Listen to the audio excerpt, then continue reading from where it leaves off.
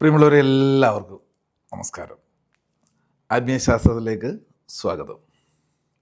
ഇന്ന് നമ്മൾ മനസ്സിലാക്കുന്ന വിഷയം ഈ സ്പിരിച്വൽ സ്ട്രെങ്ത് നേടുമ്പോൾ എന്തൊക്കെയാണ് ഒരു വ്യക്തിയിൽ വരുന്ന മാറ്റങ്ങൾ. അതെ, ആത്മീയപാതയിലൂടെ സഞ്ചരിക്കുന്നവർ ഒരുപാട് കാലങ്ങളായിട്ട് പല പല കാര്യങ്ങൾ ചെയ്തു പോരുന്നുണ്ട്. നിത്യമുള്ള അനുഷ്ഠാനങ്ങളായിക്കോട്ടെ, ഇനിയിപ്പം ചില പ്രത്യേക സ്പെഷ്യൽ ദിവസങ്ങളിൽ ദൈവികമായ ചടങ്ങുകളിൽ പങ്കെടുക്കുന്നവരുണ്ട്, അല്ലെങ്കിൽ സ്മരണയോടുകൂടി ജീവിക്കുന്നവരുണ്ട്. ഏതായാലും ഇതിലൂടെയൊക്കെ നമ്മളിൽ ഒരു മാറ്റം വന്നിട്ടുണ്ടോ എന്നറിയാൻ എന്താണ് മാർഗം? ഏത് കാര്യം ചെയ്യുമ്പോഴും അഭിവൃദ്ധിക്ക് വേണ്ടിയിട്ടാണല്ലോ ചെയ്യുന്നല്ലേ. അതിൽ ഏറ്റവും പ്രധാനമായിട്ട് അറിയാനുള്ളത് നല്ല ശക്തമായ ഒരു മനസ്സിലൂടെ മാത്രമേ ഏത് പ്രതിസന്ധികളെയും തരണം ചെയ്യാൻ പറ്റുള്ളൂ. പല കാര്യങ്ങളും ജീവിതത്തിൽ സംഭവിക്കുന്നത് ഒന്ന് മനുഷ്യൻ്റെ നിയന്ത്രണത്താലുള്ളതുണ്ട്. മനുഷ്യൻ്റെ നിയന്ത്രണത്താൽ ഉള്ള കാര്യങ്ങളെ അത് നമ്മൾ ബുദ്ധിപൂർവ്വം മനസ്സിലാക്കുകയും പ്രവർത്തിച്ച് അതിൽ തന്നെ ശ്രദ്ധിച്ച് ആ കർമ്മത്തിൽ ശ്രദ്ധിച്ച് പരിഹരിക്കപ്പെടേണ്ടവയാണ്. അവിടെ ദൈവത്തിന് യാതൊരു റോളുമില്ല. എന്നാൽ മനുഷ്യൻ്റെ നിയന്ത്രണത്തിന് അതീതമായ പല കാര്യങ്ങളും നമ്മുടെ ഈ ഒരു ജീവിത കാലഘട്ടത്തിൽ സംഭവിച്ചേ പറ്റൂ. ഇത് നമുക്ക് പ്രെഡിക്റ്റ് ചെയ്യാൻ പറ്റില്ല. അത് പ്രപഞ്ചത്തിൻ്റെ കാര്യവും മനുഷ്യ മനസ്സുകളുടെ കാര്യവും ഒന്നും തന്നെ നമ്മൾ മുൻകൂട്ടി പ്ലാൻ ചെയ്യുന്ന പോലെ അല്ല പലപ്പോഴും സംഭവിക്കാറുള്ളത്. അതിനതീതമായ മറ്റു ചില ശക്തിയുടെ നിയന്ത്രണവും വേണം. അപ്പോൾ നമ്മുടെ നിയന്ത്രണത്തിലല്ലാത്ത പല കാര്യങ്ങളും ജീവിതത്തിൽ സംഭവിക്കുമ്പോൾ അവിടെ അതിന് പരിഹരിച്ചു തരണേ എന്ന് പറഞ്ഞിട്ട് കാര്യമില്ല. സംഭവിക്കാനുള്ളത് സംഭവിച്ചു. ഉദാഹരണം, മനുഷ്യൻ്റെ നിയന്ത്രണത്തിലുള്ളതാണോ മരണം പോലുള്ള കാര്യങ്ങൾ? അത് ഉറപ്പായിട്ടും സംഭവിക്കേണ്ടതാണ്. നമ്മുടെ വളരെ വേണ്ടപ്പെട്ടവരുടെ ഒരു വിയോഗം പലരെയും തളർത്തിക്കളയും, ജീവിതം തന്നെ ഉലച്ചു കളയും. ഇനി അതുമില്ലെങ്കിൽ നമ്മുടെ നിയന്ത്രണത്തിലല്ലാത്ത പല കാര്യങ്ങളും കുറച്ച് നാളത്തേക്ക് സംഭവിച്ചെന്നിരിക്കുക. നിങ്ങളതിനകത്ത് നേരിട്ട് ഇടപെടണമെന്നില്ല. പക്ഷേ ചില കാലഘട്ടത്തിൽ ചില കാർമിക് എഫക്റ്റുകളിലൂടെ അത് അനുഭവിക്കേണ്ടി വരും. അവിടെ അതൊന്ന് പരിഹരിച്ച് തരണേ എന്ന് പ്രാർത്ഥിച്ചിട്ട് കാര്യമില്ല. പിന്നെന്താ, അതിനും പരിഹാരമുണ്ട്.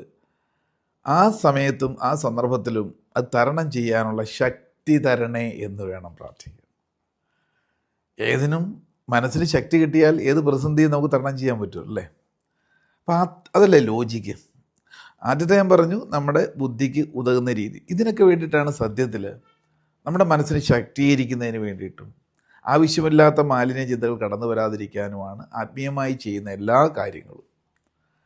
അത് നമ്മൾ ജപം ചെയ്യുന്നതും തപം ചെയ്യുന്നതും, ജപം തപമാണ് ഏറ്റവും പ്രധാനമായിട്ട് പറയുന്നത്. ജപിക്കുക, നിർദ്ദിഷ്ടമായ രീതിയിലുള്ള ദൈവികമായ കോട്ടിങ്ങളെ വെച്ചുകൊണ്ടുള്ള ആരാധനാ സമ്പ്രദായത്തിലുള്ള ജപം, തപം എന്ന തപസ്, റിസർച്ച് ചെയ്തുകൊണ്ടേയിരിക്കുക. ഇങ്ങനെയൊക്കെ വരുമ്പോഴാണ് ഈ മാലിന്യങ്ങൾ മാറുകയും അതനുസരിച്ച് മനസ്സ് ശക്തി കൂടുകയും ചെയ്യും. അങ്ങനെ ശക്തി ആർജിച്ച് വരികയാണെങ്കിൽ പല കാരണങ്ങൾ, അല്ലെങ്കിൽ 2 കാരണം കൊണ്ട് പ്രധാനമായിട്ടും സ്പിരിച്വലി നിങ്ങൾ കുറച്ചുകൂടി ഇതിന് ഉന്നമനം വന്നു തുടങ്ങിയിട്ടുണ്ടെങ്കിൽ അറിയാൻ സാധിക്കും. അതിലൊന്ന്, ഏത് ഇമോഷൻസ് മറ്റു സഹജമാണല്ലോ അല്ലേ. യുവജാലങ്ങൾക്കെല്ലാം ഇമോഷൻസ് ഉണ്ട്. അതിൽ ഏറ്റവും കൂടുതൽ ശക്തമായ വൈകാരിക തീവ്രതയുള്ളത് മനുഷ്യനാണ്. അപ്പോൾ ഏത് ഇമോഷൻ വരുമ്പോഴും ആ ഇമോഷനിൽപ്പെട്ട് ഈ വ്യക്തി അല്ലാതായി മാറും. ഇവർ അക്രമാസക്തരാകാം, അല്ലെങ്കിൽ ആ പല ഇമോഷൻ്റെ വൈകാരിക തീവ്രതയിൽ പലതും ചെയ്തു കൂട്ടും. അതിൻ്റെ പ്രത്യാഘാതങ്ങൾ വളരെ ദൂരങ്ങളിലേക്ക് ഇതിൻ്റെ അലയൊലികൾ വരുമെന്നുള്ളതാണ്. അപ്പോൾ ചില ആത്മനിയന്ത്രണം കിട്ടാതെ വരുമ്പോൾ പ്രക്ഷോഭിച്ച് പല തലങ്ങളിലേക്കും അതിൻ്റെ ആ ടെമ്പർ കുറയുന്നില്ല, കൂടിപ്പോകുന്നു. അങ്ങനെ പല വികാരങ്ങളും ഉണ്ടാകാറുള്ളൂ. ഇതിനെയൊക്കെ ശരിക്കും മാലിന്യമുള്ള മനസ്സുകൾ, മനഃശക്തിയില്ലാത്ത മനസ്സിൻ്റെ സിംറ്റമാണ്. ഏത് ഇമോഷൻ ഉണ്ടായാലും നമ്മുടെ നിയന്ത്രണത്തിന് അതീതമായ രീതിയിൽ പോവുക, ബിയോണ്ട് അവർ കൺട്രോൾ. അവരൊരിക്കലും സ്പിരിച്വലി അവേക്കനിങ് ആയിട്ടില്ല, ഉയർന്നിട്ടില്ല.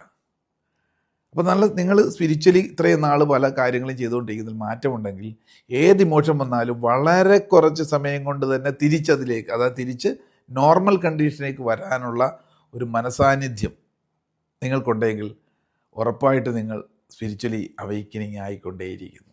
അത് തുടർന്നുകൊണ്ടേയിരിക്കണം കേട്ടോ. അതായത് ഒന്നുകൂടെ പറയാം, പെട്ടെന്ന് നിങ്ങൾക്ക് ദേഷ്യം വരുന്നു, കോപം, പെട്ടെന്ന് അസൂയ വരുന്നു, അല്ലെങ്കിൽ ദുഃഖം വരുന്നു. ഇത് ഏത് ഇമോഷൻ ആയിക്കോട്ടെ, ഇതിൻ്റെ ഇൻറ്റൻസിറ്റി ദീർഘനാൾ പോകാതെ വളരെ കുറച്ച് സമയം കൊണ്ട് തന്നെ ബാക്ക് ടു നോർമൽ കൺട്രോളിലേക്ക് വരാനുള്ളൊരു മാനസികാവസ്ഥ നിങ്ങൾക്കുണ്ടെങ്കിൽ തീർച്ചയായിട്ടും നിങ്ങൾ സ്പിരിച്വലി അവൈക്കിങ്. ഇതിനൊക്കെ വേണ്ടിയിട്ടാണ് നമ്മൾ എല്ലാ പ്രാർത്ഥനകളും ആരാധനയും ചെയ്യുന്നത്. രണ്ടാമത്തത്, നിങ്ങളുടെ വർക്ക് കർമ്മം പദം ഏതായിക്കോട്ടെ, ഒരു വീട്ടമ്മയായിക്കോട്ടെ, ഒരു വിദ്യാർത്ഥി ആയിക്കോട്ടെ, ഒരു ബിസിനസ്സുകാരനായിക്കോട്ടെ, അവനവൻ ചെയ്യുന്ന കർമ്മത്തിൽ കൂടുതൽ സമയം നിങ്ങൾക്ക് താല്പര്യത്തോടു കൂടി ചെലവഴിക്കുന്ന വ്യക്തിയാണെങ്കിൽ ഉറപ്പായിട്ട് നിങ്ങൾ സ്പിരിച്വലി അവൈക്കനിങ് ആയിക്കൊണ്ടേയിരിക്കുകയാണ്. നിങ്ങളുടെ വ്യക്തിത്വമാണ്.